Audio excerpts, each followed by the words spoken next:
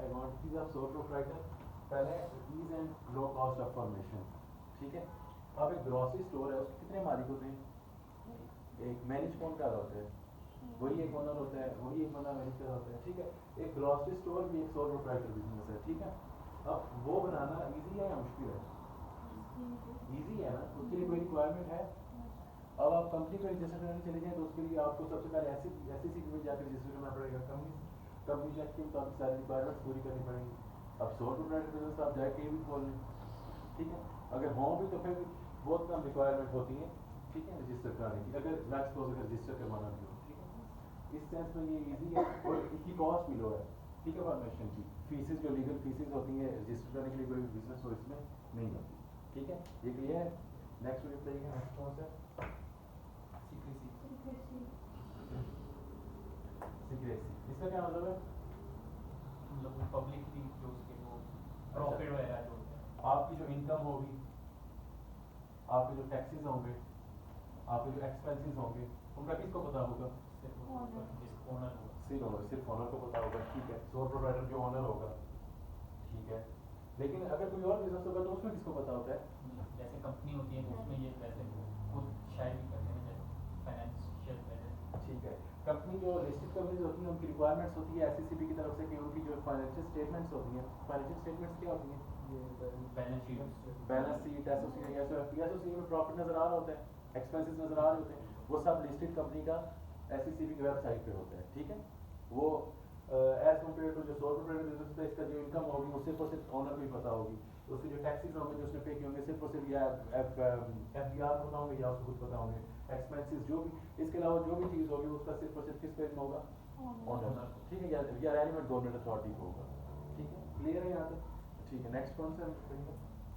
Distribution and use of profits.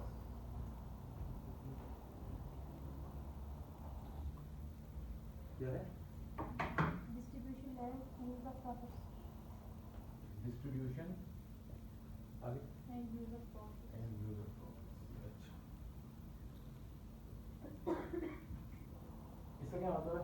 कि जो सिर्फ प्रॉफिट है सिर्फ वो ओनर को प्रॉफिट 1 लाख रुपया आ गया वो सारा ओनर। After tax. ठीक है, टैक्स पे करने के बाद जो प्रॉफिट बचा वो कितना है? 1 लाख। वो किसका है? उसका ओनर कौन है? सोल सोल प्रोप्राइटर उसका ओनर। ठीक है, कोई तीसरा बंदा उसके अंदर इन्वॉल्व होगा? नहीं होगा। ठीक है, क्लियर है कि इसमें कोई इशू? ठीक है, next line. Greater flexibility and direct control. Greater flexibility greater flexibility and direct control. Flexibility and Direct control. Direct control. अच्छा, ये राइटिंग मेरी गंदी है, बुक का पेज नंबर है 24। ठीक है, अच्छा, ग्रेटर फ्लेक्सिबिलिटी और डायरेक्ट कंट्रोल को इजी है। इससे क्या मतलब है? ओनर जो है उसे किसी से मतलब पूछना नहीं पड़ता, मतलब वो खुद ही डायरेक्ट डिसीजन करने का 100% कंट्रोल किसका है? सोल करता है। ओनर का, सोल प्रोप्राइटर का। ठीक है, ग्रेटर फ्लेक्सिबिलिटी का क्या मतलब है? फ्लेक्सिबल किसे कहते हैं? जिनके इजी टू चेंज। इजी क्या इजी है उसके लिए चेंज करना? कोई भी मतलब जो कोई भी पॉलिसी उसके लिए चेंज करना इजी है। किसी भी चीज़ की प्राइस उसके लिए चेंज, प्रॉफिट की परसेंटेज उसके लिए कम। मार्केट अगर फ्लेक्सिबल है तो उसको प्रॉफिट एकदम से वो बढ़ा सकते हैं। अगर मार्केट में स्पेस कम है तो एकदम से प्रॉफिट को गिरा सकते हैं, उसे किसी की परमिशन की जरूरत नहीं है। ठीक है, इसके अलावा बाकी जो भी डिसीजन है वो खुद अपने खुद ही चेंज कर सकते हैं। क्लियर है? कोई इशू? अच्छा, नेक्स्ट कौन सा है? ease of governmental regulations.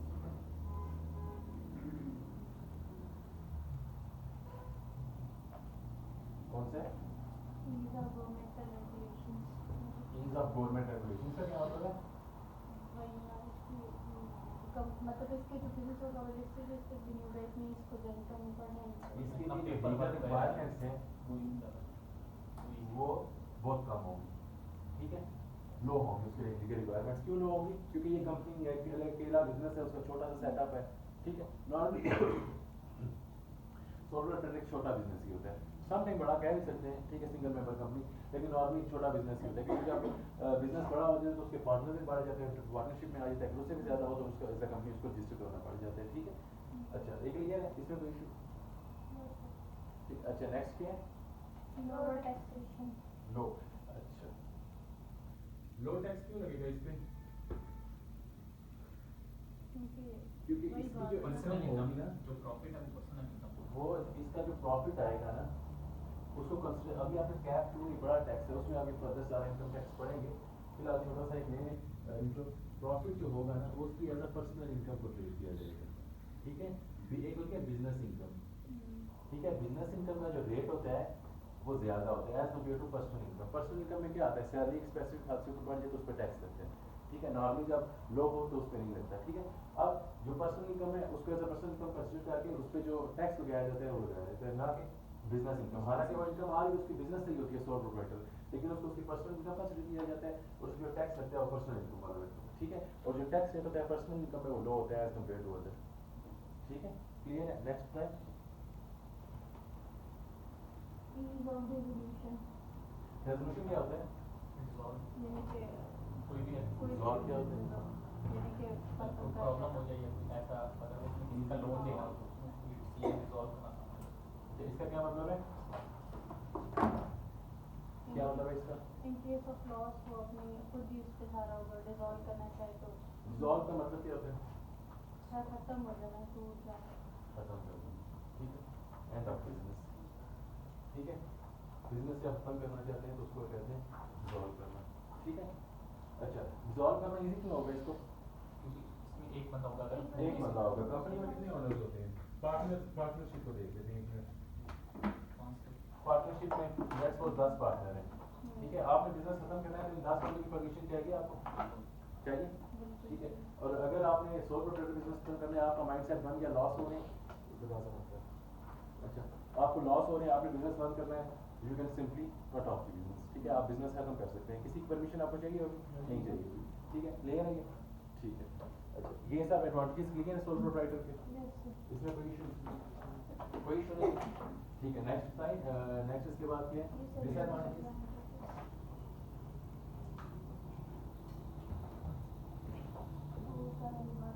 अच्छा पहला डिसएडवांटेज क्या है बिजनेस का, सोल प्रोप्राइटर का? Unlimited liability. अच्छा अनलिमिटेड लायबिलिटी में शायद मैं बहुत Yes, briefly sir. बताया था। क्या होता है अनलिमिटेड लायबिलिटी? मतलब जो अगर इसमें कोई लॉस हो जाए तो उस लॉस को फुलफिल करने के लिए इसकी फुली लाइबिलिटी होगा। मतलब या कैसे? अगर वो पैसे ना दे पाए अपनी चीज़ें तो वो अपने घर के एसेट बेच के लिए वो पूरा करेगा। अच्छा और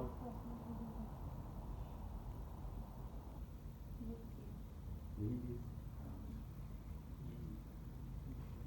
ये चीज़ नजर आ रहा है बोर्ड? अच्छा ठीक है, अनलिमिटेड लायबिलिटी का मतलब है कि जो ओनर है सोल प्रोप्राइटर उसकी जो लायबिलिटी है वो अनलिमिटेड है। अनलिमिटेड लायबिलिटी का क्या मतलब है? लायबिलिटी बिजनेस खत्म कर रही है, ठीक है, डिसॉल्व कर रही है। ठीक है, बिजनेस डिसॉल्व कर रहे हैं। ठीक, अब जब बिजनेस डिसॉल्व कर रहे हैं, ठीक है, तो आपने क्या लायबिलिटीज पे ऑफ करनी है सारी। ठीक है, अब सबसे पहले आप लायबिलिटीज डिसॉल्व करने के लिए आपके पास एसेट्स भी होंगे, आप एसेट्स बेचेंगे। ठीक है, आपके जो एसेट्स बिके हैं वो कितने के बिके हैं? वो लेट्स सपोज 100 के बिके हैं। ठीक है, आपकी जो लायबिलिटी है वो है लेट्स सपोज 125। जो ऊपरा परचेस होगा वो कौन पे करेगा? वो ओनर पे करेगा। पर्सनल है। ठीक है, जैसे भी करें। ठीक है, इसके लिए लायबल कौन होगा? ओनर। इसका मतलब है अनलिमिटेड लायबिलिटी। अगर बिजनेस पैसे पूरे नहीं कर सकता लायबिलिटी के तो वो ओनर खुद करेगा, उसकी लायबिलिटी लिमिटेड नहीं है। ठीक है, महदूद नहीं है कि बिजनेस के पैसे जितने हैं उतने पे कर दिए तो सब सेट ऑफ हो गया, नहीं, अनलिमिटेड है। अगर बिजनेस के वजह से पैसे पूरे ना हो सके तो रिमेनिंग पैसे कौन पे करेगा? वो खुद पे करेगा। ठीक है, क्लियर है? इसमें कोई इशू? ठीक है, अच्छा नेक्स्ट बनाए। Difficulty in raising funds. Difficulty in raising fund, कैसे डिफिकल्टी? रेजिंग फंड मतलब कुछ समझ आ गया ना, लाइन क्या कहना चाह रहे Yes, हैं? अच्छा मतलब कि जब भी उसे पैसों की जरूरत होगी तो रेजिंग फंड्स। अच्छा वो कह रहे हैं कि जब भी उसको पैसों की जरूरत पड़ेगी, फंड्स की जरूरत पड़ेगी तो उसको डिफिकल्टी आएगी, मुश्किल आएगी। क्यों आएगी? फंड्स के कितने तरीके हैं? फाइनेंस, फंड्स फाइनेंस एक ही होता है ना, आपने मुझे तो पढ़ाया है। कितने तरह से फाइनेंस आता है कंपनी के पास? इक्विटी इक्विटी से या डेट से? अच्छा, अब जब कंपनी होगी तो इक्विटी से कैसे आएगा? वो शेयर्स इशू करेंगे, लोग शेयर परचेज कर लेंगे। ठीक है, लेकिन सोल प्रोप्राइटर तो शेयर 100% राइट्स वो शेयर इसी के पास है, एक ही बंदे के पास शेयर है ना, एक बंदे। जब उसके पास पैसे होते फिर तो इक्विटी, ये तो कोई कंसेप्ट ही ना आता ना शॉर्टेज ऑफ फंड्स का, ऐसे नहीं। जब उसके पास पैसे नहीं है तभी तो उसको इशू आ रहा है, ठीक है। अब इक्विटी तो वो इशू कर नहीं सकता क्योंकि ओनर ही वो है, किसी और से पैसे ले सकते हैं, अगर किसी और से पैसे लेने चाहिए तो पार्टनरशिप बिजनेस बन जाएगा, ऐसे नहीं। अगर किसी और को पैसे किसी और से लेगा तो शेयर उससे भी इशू करेगा, जब उसको शेयर इशू में तो वही पार्टनर बन जाएगा, part of business, part of owner. अच्छा ठीक है, ये क्लियर है। इक्विटी तो इशू नहीं कर सकता। अच्छा डेट में कैसे इशू आ सकता है? कैसे कोई ट्रस्ट करे उसका स्मॉल बिजनेस है, अब वो कभी भी बंद हो सकता है, ठीक है, क्रेडिबिलिटी वर्क इतना नहीं होता नॉर्मली, ठीक है। तो ये कुछ नॉर्मली जो बैंक्स होते हैं वो जो लोन दे रहे होते हैं वो स्मॉल बिजनेसेस को या स्मॉल प्रोप्राइटर बिजनेस को इतना प्रेफर नहीं करते as compared to company. Company में क्यों प्रेफर करते हैं?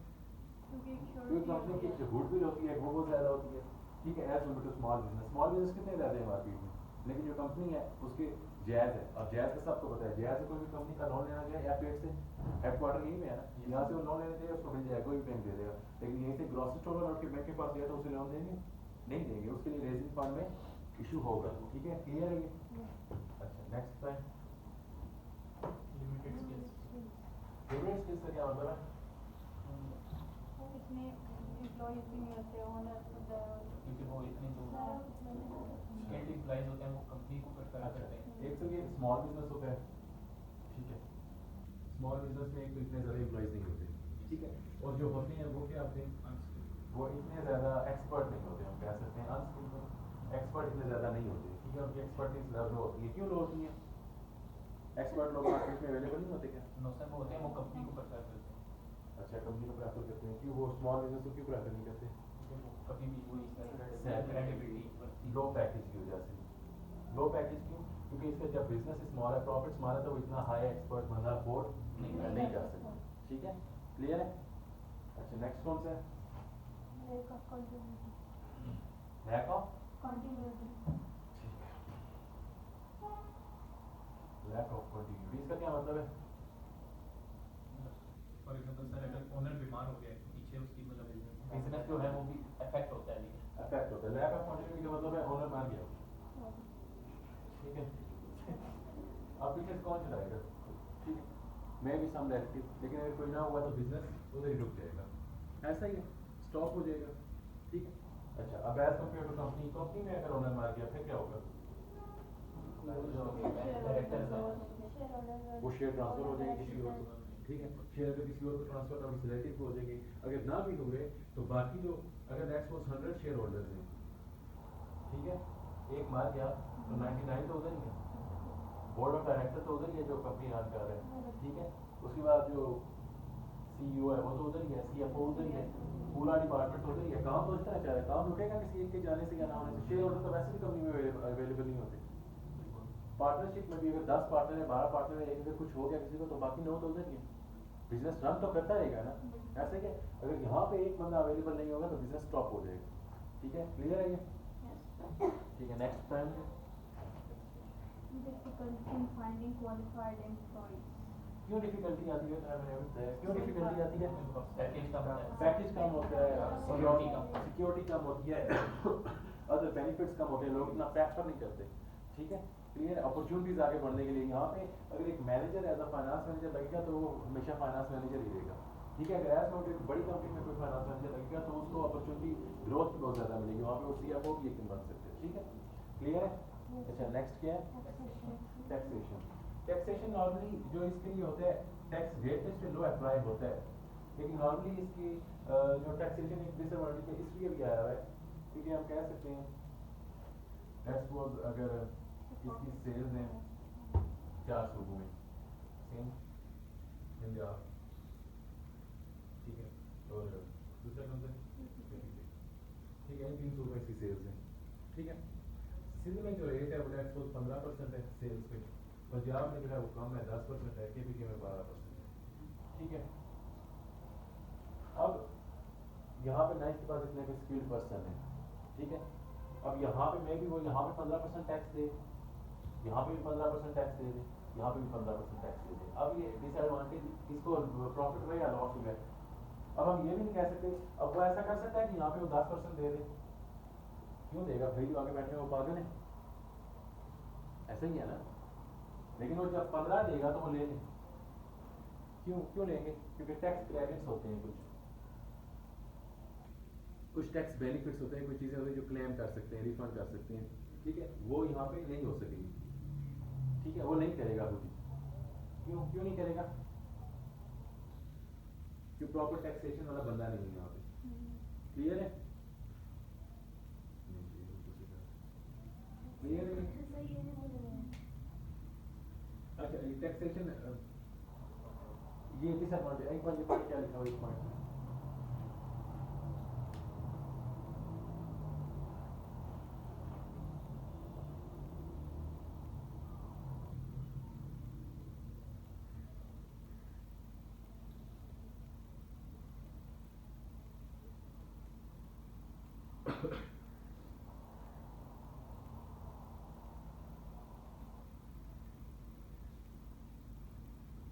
समझे ही कुछ नहीं?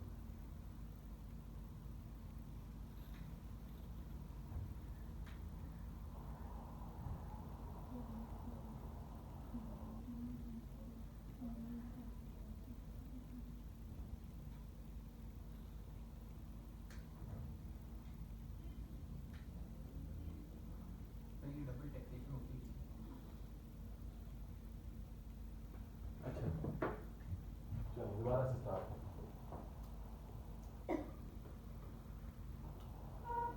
ये एक एग्जांपल ले लेते हैं कि सेल्स 3 सूबों में, ठीक है, 2 में कर लेते हैं, एक सिंध में और एक पंजाब में। पंजाब में कर लेते हैं, ठीक है, यहाँ तक क्लियर है? सिंध में जो रेट लग रहा है 15% लग रहा है, ठीक है, और यहाँ पे जो रेट लग रहा है वो 12%, ठीक है। सेल जब आपने की है, ठीक है, जब आगे वाले ने आपको पैसे दिए हैं तो ये टैक्स उसने काट के आपको 85% अमाउंट दिए, यहाँ तक समझ आ गई, ठीक है। नॉर्मल टैक्स विद हेल्ड हो जाते हैं जब भी सेल करते हैं तो जो अगला बंदा आपको पैसे देता है वो टैक्स विद हेल्ड करके देते हैं आपको पैसे, यहाँ तक समझ आ गई? यहाँ तक समझ आ गई कुछ? अच्छा, उसने आपको 85% पैसे दे दिए, सिमिलरली यहाँ पे उसको उसने आपको, जिसको आपने सेल्स की उसने आपको 88% पैसे दे दिए, बाकी ये 15% ये आप किसको देगा? सिंध बोर्ड रेवेन्यू को, ठीक है, टैक्स क्यों देता है, ठीक है, ये किसको देगा बाकी 12%? ये अब उसकी लायबिलिटी है कि वो जैसे मर्जी दे, हमने उसको दे दिया, ठीक है, क्लियर है? अब ये अमाउंट टैक्स के बाद आई है, अब ये प्रॉफिट 85% जो अमाउंट है ये किसकी है? ये टोटली ओनर की है, अच्छा ठीक है। अब ये आई है, अब यही अमाउंट एज सेल रिकॉर्ड होगी, ठीक है, होगी रिकॉर्ड सेल। अच्छा, अब यहाँ पे एक्सपेंस लेस होगा, इसमें से जितना भी है cost of sales, gross profit जो भी है सारा लेस हो गया, ठीक है। अब यहाँ पे आ गया 100, प्रॉफिट आ गया, आ गया, ठीक है। अब इस पर टैक्स लगेगा, प्रॉफिट पे ये टैक्स देगा या नहीं देगा? पीछे से दे दिए, पीछे दे दिया, यहाँ पे देगा या नहीं देगा? नहीं देना चाहिए, लेकिन एक होता है प्रॉफिट पे टैक्स, एक होता है ये जो सेल में होल्ड हो गई, ठीक है। अब इसमें से उसने पूरा 100 पे टैक्स दे दिया, ठीक है। अब इसमें ऑलरेडी यहाँ पे भी ऑलरेडी आप टैक्स दे चुके हैं, ठीक है, यहाँ पे दोबारा दे रहे हैं, ठीक है। मे भी इसके 20 पे आपको टैक्स देना चाहिए था, 80 पे आपको नहीं देना चाहिए था, लेकिन आपने पूरे 100 पे दे दिया, 2 बार टैक्स हो गया आपका, एक बार आपने यहाँ पे दे दिया, एक बार यहाँ पे दे दिया, ठीक है, इसे कहते हैं डबल टैक्सेशन, क्लियर है आप? ठीक है, ये इशू आ सकते हैं, वैसे आप थिंकिंग है देखने की आपको जरूरत नहीं, चलो आप क्लियर है? ठीक है, नेक्स्ट बताइएगा मुझे पार्टनरशिप के एडवांटेजेस और डिसएडवांटेजेस। ये पढ़ तो लिया है ना एक बार, अभी दोबारा पढ़ने हैं दोबारा नहीं घर जाके पढ़ना है, यहाँ पे नहीं पढ़ना, टाइम नहीं है। अच्छा नेक्स्ट क्या है? एडवांटेजेस ऑफ पार्टनरशिप, खत्म हो गया ना ये तो? अच्छा, पार्टनरशिप के एडवांटेज बताइएगा मुझे। ईज ऑफ फॉर्मेशन, ये तो है, ईज ऑफ फॉर्मेशन क्यों है ईज ऑफ फॉर्मेशन क्या मतलब है, इजीली रजिस्टर हो सकता है, इजीली बन सकता है। क्यों? वो एग्रीमेंट आपस में करते हैं। आपस में एग्रीमेंट कर दिया, 10 बंदों में, 5 बंदों में, 2 बंदों में एग्रीमेंट कर लिया, बिजनेस स्टार्ट कर दिया। ठीक है, clear. Next time. Higher availability to raise fund. अच्छा, higher availability to raise fund, higher कैसे है? मतलब अब पार्टनरशिप ज़्यादा है, कोई स्किल लाएगा, कोई नॉलेज, कोई पैसा। फंड क्या होता है? पैसा होता है, स्किल तो है बहुत ज़्यादा। ठीक है, पैसा चाहिए, 10 पार्टनर कहीं ना कहीं से तो अरेंज हो ही जाएगा। Normally partnership business as compared to जो सोल प्रोप्राइटर है उसके अलावा उसकी उससे इसकी गुडविल भी अच्छी होती है। ठीक है, इसको बाहर से फंड्स भी, डेट भी मिल जाता है इजीली। और इसके अगर 10 बंदे तो कोई ना कोई तो ऐसा होगा जिसको नाम अच्छा चला होगा मार्केट में। ठीक है, अच्छा ये क्लियर है। Next time, next concept knowledge and skill. आप 10 हैं, सबकी अपनी अपनी नॉलेज होगी, सबकी अपनी स्किल्स होगी। जब एग्रीगेट होंगे तो किसको फायदा होगा? सब मिल जाएंगे। अगर एक को आईटी अच्छी आती है, ठीक है, तो उस बिजनेस को उस साइड को हैंडल कर लेगा। ठीक है, एक को मार्केटिंग अच्छी आती है तो उस साइड को हैंडल कर लेगा। ठीक है, इससे एक तो ये फायदा होगा कि आपकी कॉस्ट कम हो जाएगी। ठीक है, सेकंड ये फायदा हो जाएगा कि आपका बिजनेस चलना अच्छा हो जाएगा। ठीक है, स्किल्स अच्छी आ जाएंगी। ठीक, नेक्स्ट क्या है? Flexibility of decision making. कैसे फ्लेक्सिबल है डिसीजन मेकिंग? लोगों के आइडियाज आते हैं, वो अपनी किसी भी आइडियोलॉजी के अकॉर्डिंग अपने डिसीजन खुद से चला सकते हैं। डिफरेंट लोग होते हैं, डिफरेंट आइडियाज के। अच्छा, डिसीजन मेकिंग कैसे फ्लेक्सिबल होगी? मतलब 10 पार्टनर है तो उन्हें स्पेशल मीटिंग नहीं, मतलब आपस में बैठ के मतलब कुछ ऑब्वियसली फ्लेक्सिबल क्यों हो?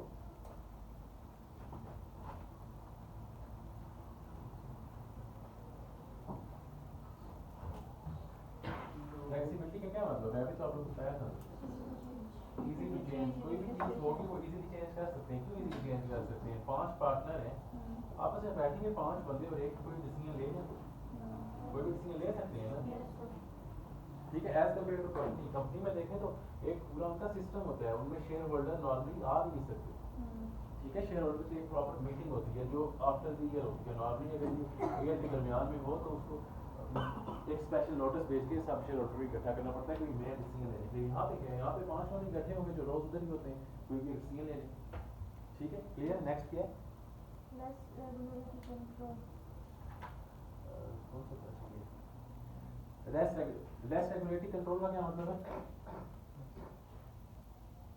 मोमेंट टू जो सर जिस तरह कोई फाइनेंशियल स्टेटमेंट कंपनी में करनी पड़ती है तो इसमें अगर ये अपने लिए बनाना चाहे तो कर सकते हैं, लेकिन दूसरे का इसमें जो फाइनेंशियल स्टेटमेंट्स बनती हैं ना, रेगुलेटरी कंट्रोल का मतलब है कि जो गवर्नमेंट जो रेगुलेशंस होते हैं ना, उन पे इनके होल्ड बहुत कम होते हैं। ठीक है, क्लियर है। यहाँ पे जो फाइनेंशियल स्टेटमेंट्स बनती हैं किस पर्पस के लिए बनती हैं? टैक्सेशन के लिए बस। ठीक है, एफपीआर में भी रिक्वायर कर ले, इसके अलावा इनका कोई पर्पस नहीं है। ठीक है, या अगर ऐसा हो कि अगर 3 पार्टनर्स एक्टिव हैं और 2 पार्टनर्स साइलेंट हैं। साइलेंट होते हैं जो बिजनेस में इन्वॉल्व नहीं होते, लेकिन पार्टनर होते हैं उनका पैसा इन्वेस्ट हुआ होता है। ठीक है, वो 2 पार्टनर घर बैठे रहते हैं, 3 काम करते रहते हैं। ठीक है, वो 2 पार्टनर बेबी मांग रहे हैं आपसे मुझे फाइनेंशियल स्टेटमेंट्स दिखाओ। यहाँ पे सिर्फ पर्पस इसका यही होता है, इसके अलावा कोई गवर्नमेंट की रेगुलेशन नहीं है कि आप फाइनेंशियल स्टेटमेंट्स बनाएं, आप ये करें, कुछ भी नहीं। ठीक है, रजिस्टर कराएं। क्लियर है? आप लोगों को क्लियर है? समझ आ रहा है? अच्छा, नेक्स्ट क्या है? अच्छा, डिसएडवांटेजेस पहला पढ़िएगा। अच्छा, अनलिमिटेड लायबिलिटी का क्या मतलब है? ऐसे ना करो, कल भी बताया आज भी सर बताया। अभी हो गई, हाँ अभी हो गई सर। वो सोल प्रोवाइडर की यहाँ भी यही कॉन्सेप्ट है। अगर कोई भी बिजनेस खत्म करेंगे, पैसे नहीं होंगे तो पैसे कौन देगा? कौन देगा? पार्टनर्स अपनी जेब से देंगे। ठीक है, नेक्स्ट क्या है? शेयरिंग ऑफ, ये डिसएडवांटेज है sharing of profit. Yes sir. अच्छा, सोल प्रोप्राइटर में ये प्रॉफिट किसका होता है? कितने बंदों का होता था? एक बंदे का। यहाँ पे कितने बंदों का होगा? 10 का होगा, अगर 10 पार्टनर। ठीक है, क्लियर है। जितने पार्टनर्स होंगे वो आपस में हाँ, नेक्स्ट क्या है? डिफरेंस ऑफ ओपिनियन, डिफरेंस, इसका क्या मतलब है डिफरेंस ऑफ ओपिनियन का? मतलब जो डिफरेंट पार्टनर्स हो गए अपनी अपनी राय उस पर डिफरेंस ऑफ ओपिनियन। अच्छा, एक कह रहा है कि यार लेक्चर हो रही है सुनो तो। अच्छा, एक की ओपिनियन कुछ और है, दूसरे की कुछ और है, ठीक है। ये कहते हैं मेरी मानो, ये कहते हैं मेरी मानो, कॉन्फ्लिक्ट अराइज होगा होगा ऐसे। कॉन्फ्लिक्ट जब अराइज होगा तो ये एक ऐसी डिसएडवांटेज है, ठीक है। डिसएडवांटेज से अच्छा, कंपनी में तो ऐसा नहीं होता। कंपनी में कितने सारे बंदे होते हैं, कंपनी में क्यों क्या नाम है इसका डिफरेंस ऑफ ओपिनियन नहीं आता? यहाँ भी सकते हैं। मतलब डायरेक्टर्स वैसे तो नॉर्मली डिसीजन लेते हैं, लेकिन अगर कोई मेन डिसीजन जैसे मतलब शेयर होल्डर की इक्विटी तब वो उनसे पूछते हैं, वैसे ज़्यादातर जो मेन होते हैं वो डायरेक्टर ही तो डायरेक्टर 10 में 10 डायरेक्टर्स में आपस में कॉन्फ्लिक्ट नहीं आ सकता?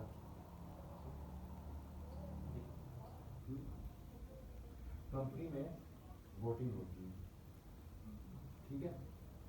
जिसकी ज़्यादा वोटिंग होगी, एक डिसीजन है उसकी ज़्यादा वोटिंग होगी, 10 बंदे अगर 6 एक साइड पे होगे, 4 एक साइड पे होगे, तो वो जो जिस साइड वोटिंग राइट ज़्यादा होंगे वो डिसीजन ले लेगा। पार्टनरशिप में ऐसा क्यों नहीं होता? क्योंकि पार्टनरशिप में सभी ओनर होते हैं, वो कहते हैं हमारी मानो, ठीक है। क्लियर है? अच्छा, नेक्स्ट कौन सा? Resolution of partnership. Resolution of partnership.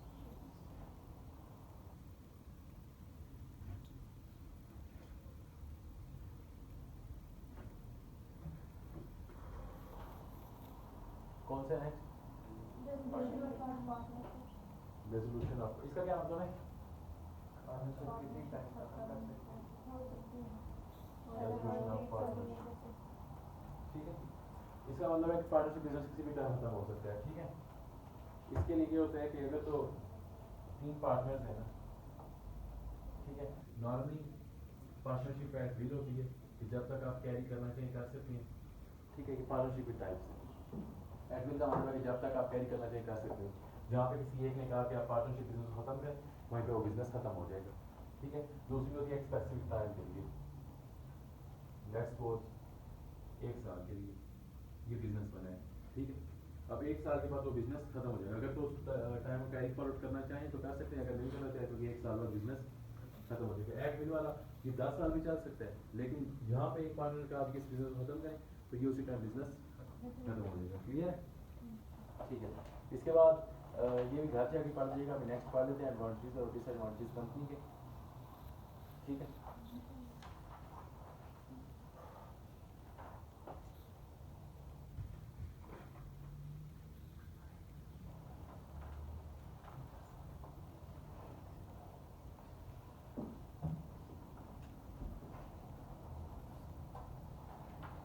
पहला एडवांटेज कौन सा है कंपनी का? Combination of resources and economies of scale. Combination of resources, इसका क्या मतलब है?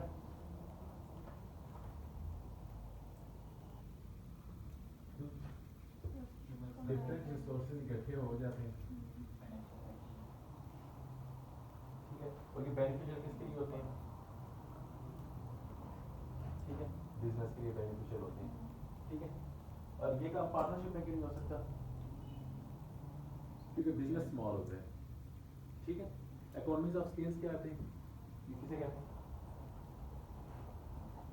इकोनॉमीज ऑफ स्केल का मतलब है लार्ज प्रोडक्शन करने की वजह से जो फायदे, large of scale of production करने की वजह से जो जो बेनिफिट्स होते हैं, ठीक है। सिर्फ और सिर्फ लार्ज स्केल ऑफ प्रोडक्शन की वजह से डिफरेंट जो मेथड लगा के जो हमें कॉस्ट सेविंग होती है, ठीक है, उसको हम इकोनॉमीज ऑफ स्केल कहते हैं। लेट्स सपोज अगर एक काम हम लोग 10 लेबर कर रहे हैं, ठीक है, हम कहते हैं यार 5 लेबर रख लो और इन्हें कहो कि ये ओवर टाइम लगा रहे हैं, ठीक है। ये क्या है? ये इकोनॉमीज ऑफ स्केल है, ठीक है। इससे हमारी कॉस्ट रिड्यूस होगी या नहीं होगी? होगी ना, ठीक है। इसी को इकोनॉमीज ऑफ स्केल कहते हैं, ठीक है। क्लियर है? नेक्स्ट कैमरा क्यों टेढ़ा लगा? जी, कैमरा क्यों टेढ़ा लगा? कल भी मैंने आके सीधा किया, कैमरा तो टेढ़ा हो रहा भाई, पहले थोड़ा टेढ़ा।